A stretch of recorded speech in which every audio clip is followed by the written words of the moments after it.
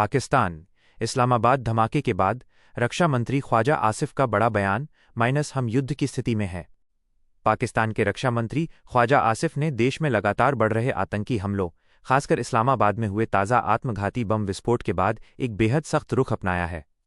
उन्होंने साफ तौर पर कहा कि देश इस वक्त युद्ध की स्थिति में है। उन्होंने इस विस्फोट को पूरे राष्ट्र के लिए एक चेतावनी करार दिया और हमले की सीधी जिम्मेदारी अफगानिस्तान के शासकों तालिबान पर डाली है। इस्लामाबाद विस्फोट और आसिफ का दावा। विस्फोट का स्थान इस्लामाबाद के जिला न्यायिक परिसर के पास।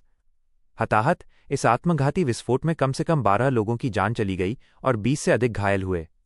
मरने वालों में अधिकतर वकील और अदालत के कर्मचारी शामिल हैं। रक्षा मंत्री का बयान।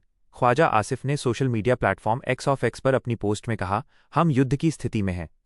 उन्होंने ये भी कहा कि जो लोग ये मानते हैं कि पाकिस्तानी सेना केवल अफगान पाक सीमा और बलूचिस्तान के दूरदराज इलाकों में ये जंग लड़ रही है, उन्हें इस हमले को पूरे पाकिस्तान के लिए युद्ध की चेतावनी के रूप में समझना चाहिए।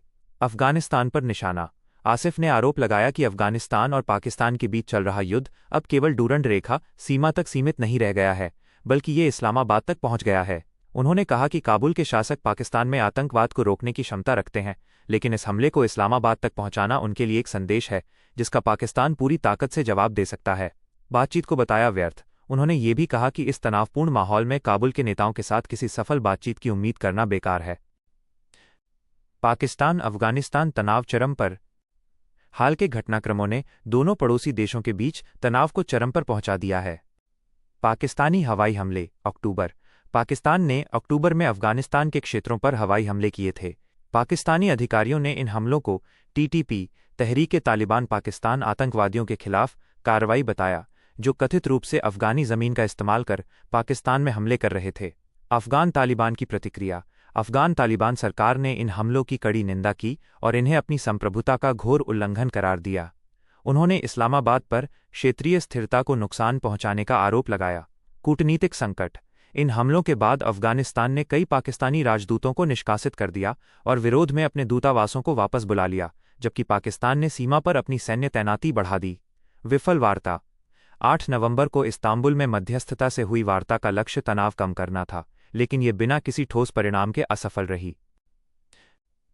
हमले की जिम्मेदारी। अब तक किसी भी संगठन ने इस्लामाबाद में हुए इस आत्मघाती बम विस्फोट की जिम्मेदारी नहीं ली है।